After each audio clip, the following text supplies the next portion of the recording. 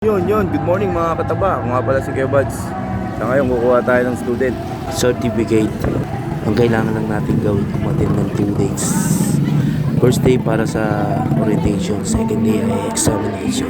Maaga ako dumating kaya magpa-register na ako dyan.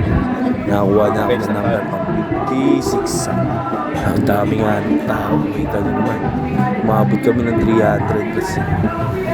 Pero syempre kami mga nauna, mas makakauwi na maaga. Yan, nga pala yung tropa na shoutout sa'yo pare. Nagutang ko yung pangalan ng kaibigan natin, pero sabi ko naman isama ko siya sa vlog. Yan, inaantay namin na dumating yung LTO. So yan muna, makinig muna tayo ng mga sasabihin ni Kuya. Kasi ina-arrange nila yung buwan para pagdating ng LTO, hindi nga naman magulo na. Pakabait muna tayo, baka makick-out tayo. Yan, shoutout ulit sa'yo pare ko. Limutan ko yung pangalan mo pero kinuha ko, inadda kita. Yun, laking salamat namin sa mga taong tumulong sa amin dyan. Yung mga nag-organize niya, nakita nyo naman, na-handle nila ng maayos kahit marami kami. Lalo na kay Kapitan Lingat. Salamat sa'yo.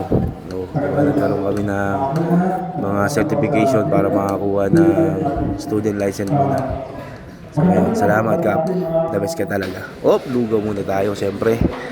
Yan ang mga palugaw ni Nanay Bing. Yun, dumating na nga yung professor namin ng LTO.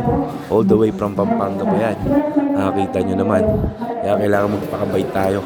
Makapagpa-picture na tayo sa LTO. Hindi ko na videohan. Medyo busy na talaga. Mainit. Kailangan na lang natin umila para doon sa medical. So kailangan natin ng certification sa medical. Yan na nga. So yan, naman. Yan, pagkatapos kailangan mo ulit bumalik para sa orientation. Hanggang hapon kami naabot yan. Alas 5 ng hapon bago makauwi. So second day, examination.